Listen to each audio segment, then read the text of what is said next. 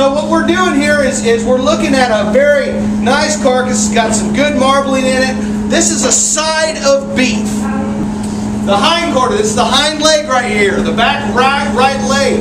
This would be called the round up here. This is a primal of beef. We have all the cut primals over there on the side.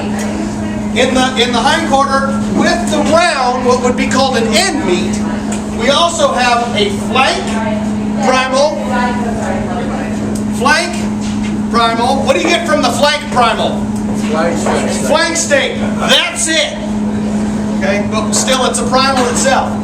We also have this section right here. What would this be called? Rib. Hint. It's over there. Oh, he's standing in front of it. That's the loin. The loin is broken up and quite often used as two separate pieces because it's a big piece and it has what's called subprimals in it. That's why we have this line drop right through the center of it. We have our sirloin. Sirloin, it's the knighted loin. These are the jokes. Keep up, people. And then we have the short loin. It's longer than the sirloin, but just bear with me, okay? These are the names they gave it to them.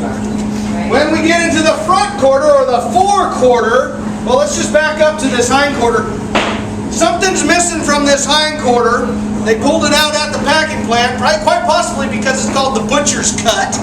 And they didn't let this butcher get it. Those butchers kept it. But something y'all had last night for supper. Hanger steak. Hanger steak sits right up in here. It's actually very good. Very good. It's actually a continuation, and that brings us right now into it. Kind of transitions into the forequarter.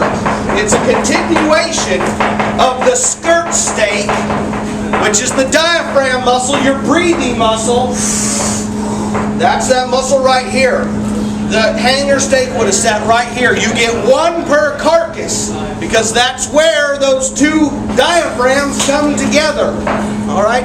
They took it out. Usually it's hanging off of the hind quarter. Into the forequarter. We have essentially four primals here.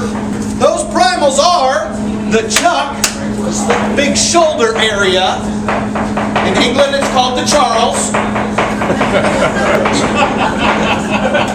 Hey, you guys got that joke. It's better than my Spanish class that I had in here later this week. Anyway, the chuck, the rib, is where your prime rib comes from, and we're going to talk a little more about this.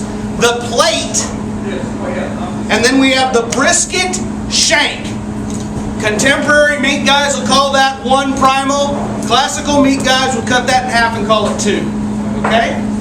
That's where we can get 1, 2, 3, 4, 5, 6, 7, 8. 7 or 8 primals, depending on if you split these. Okay?